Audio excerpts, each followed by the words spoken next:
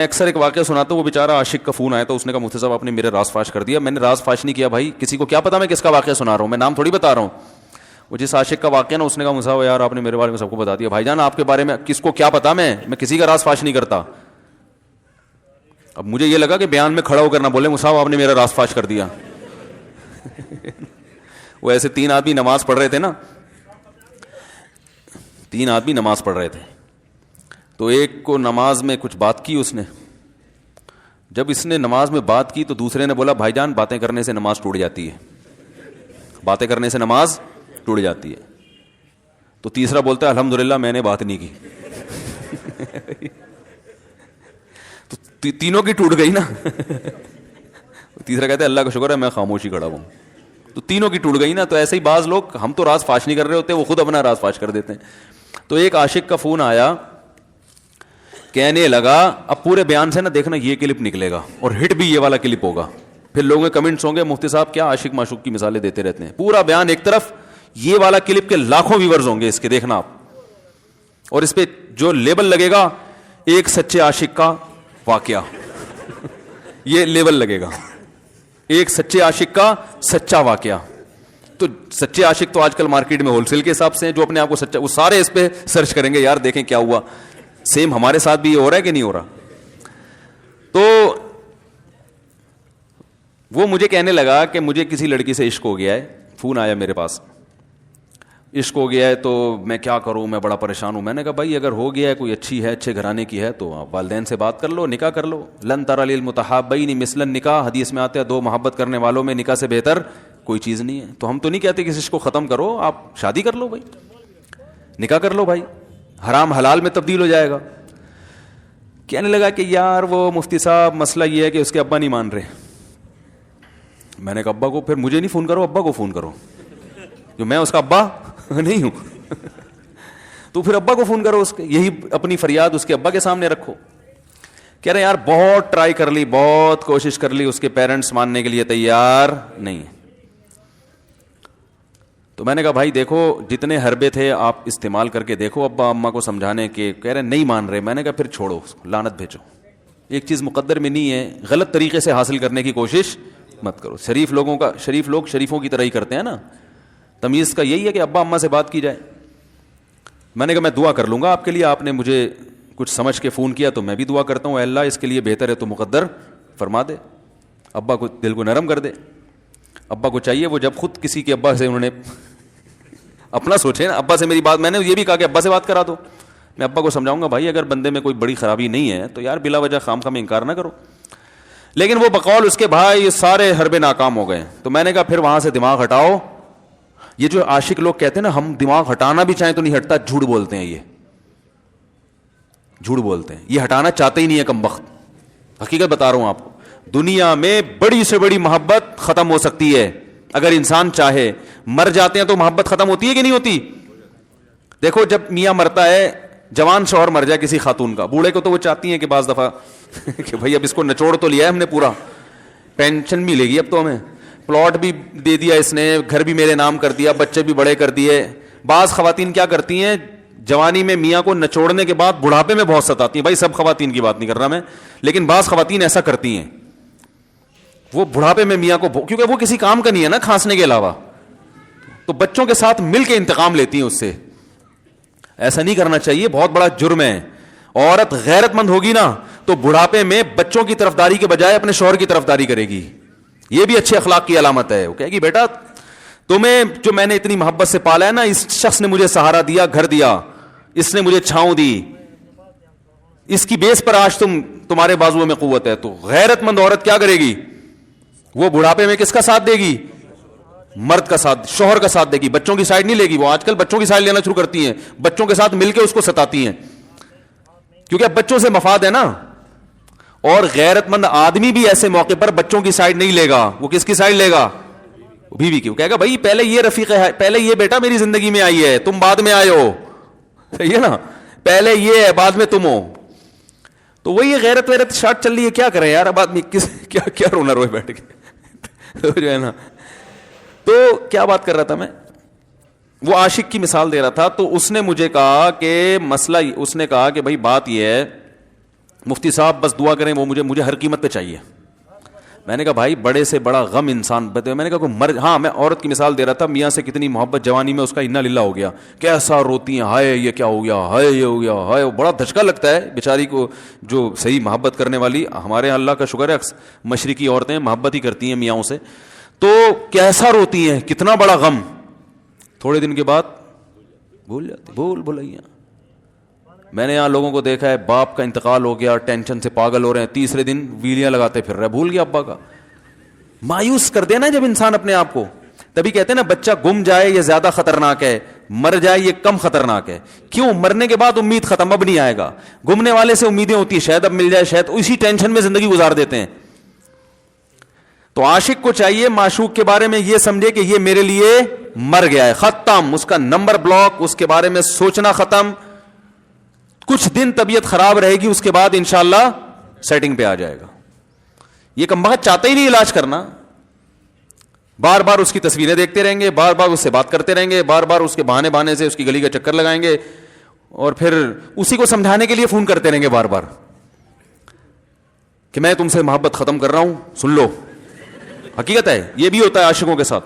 دیکھو آئندہ مجھ سے بات چیت نہیں کرنا کیونکہ میں بس یہ آخری کال تھی میری. بھائی جان ضرورت کیا ہے آپ کو یہ بتانے کی بھی آخری کال تھی یا پہلی کال تھی؟ یہ عاشق لوگ کرتے ہیں، حقیقت بتا رہا ہوں. آپ کو کہہ رہے ہو گے مفتی صاحب کو کیسے بدل لیا ہمارے بارے میں؟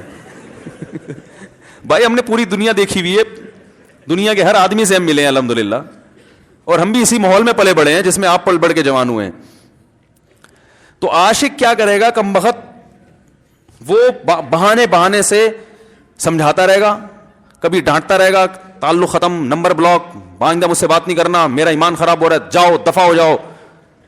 پھر 2-4 دن کے بعد چیک کرے گا کوئی کال تو نہیں آئی ہوئی، اس نے میری ہدایت پر عمل کیا، اس نے نمبر بلاک کیا. تو آپ کبھی بھی ٹھیک. پہلی بات تو یہ کہ عاشق کو چاہیے وہ یہ سمجھے کہ میں بیمار ہوں، یہ بیماری ہے. ہر وہ چیز جو آپ کو نارمل لائف سے ہٹا دے وہ بیماری ہے یا نہیں ہے؟ وہ ٹینشن ہے، وہ بیماری ہے. بھائی ایک چیز نہیں مل رہی، تمیز سے نہیں مل رہی، چھوڑ دو، اس کا تصور دماغ میں لانا چھوڑ دو، اس کا نمبر بلاک کر دو، ایسے ہو جاؤ جیسے تھا ہی نہیں. کچھ دن طبیعت خراب رہے گی، اس کے بعد انشاءاللہ ٹھیک ہو جاؤ گے. حضرت حکیم الامہ مولانا اشرف علی تھانوی رحمہ اللہ کے پاس ایک عاشق آیا.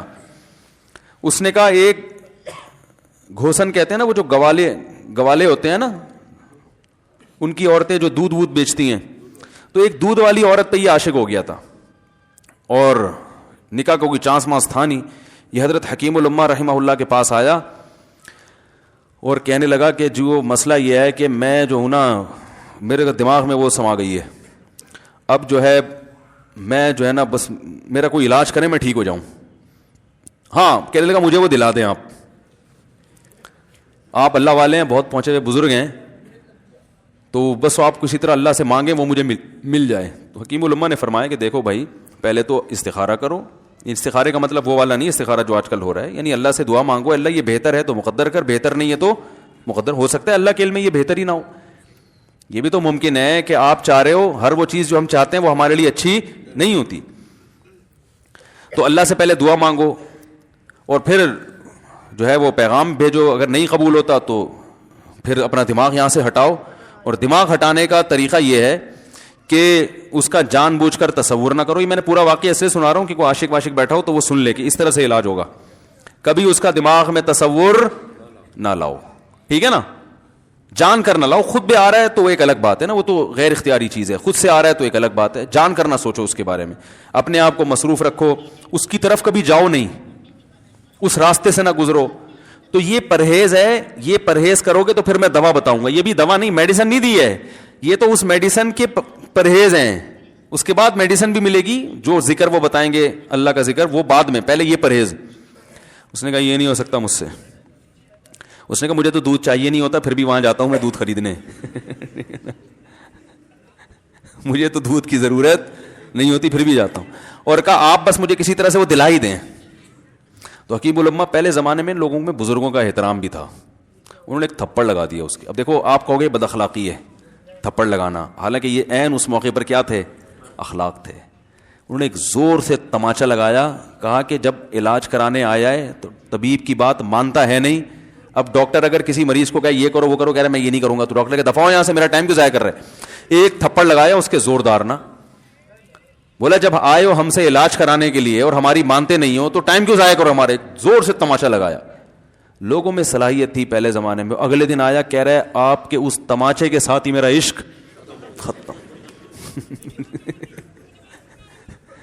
تماچا لگا ہے اور عشق ختم.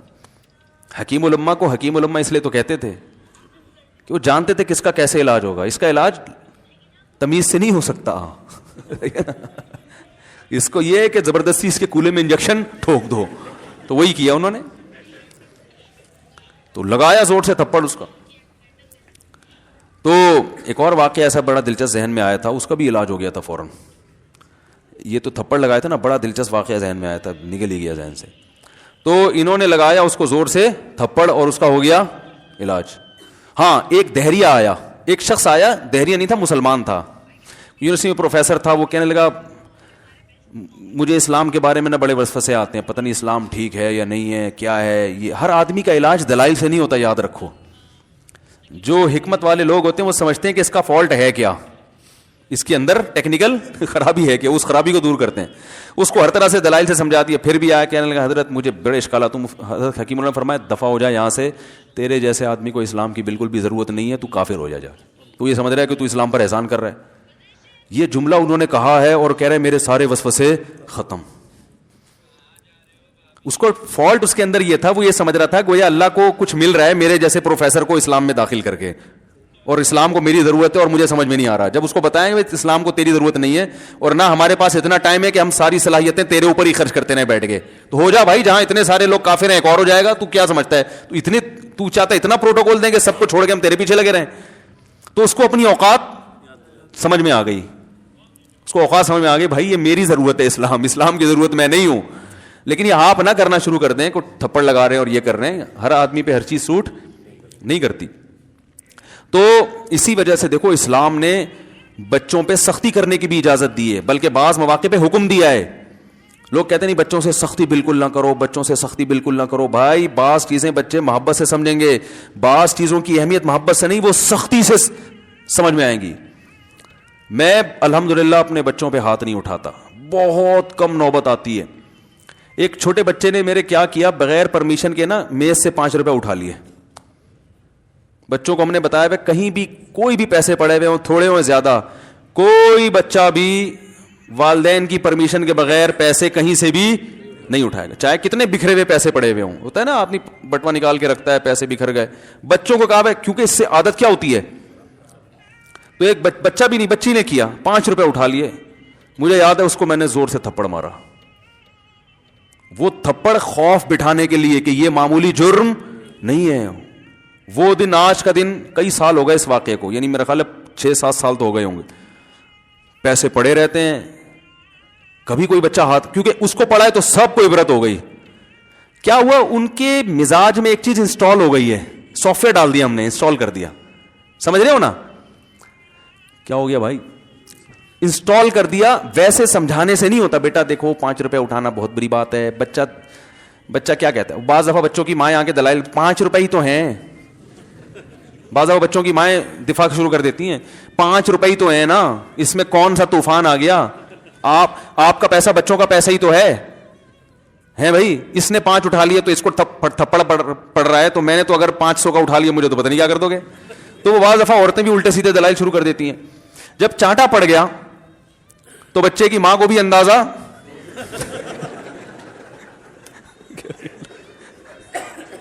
کہ بھائی یہ بڑا جرم ہے.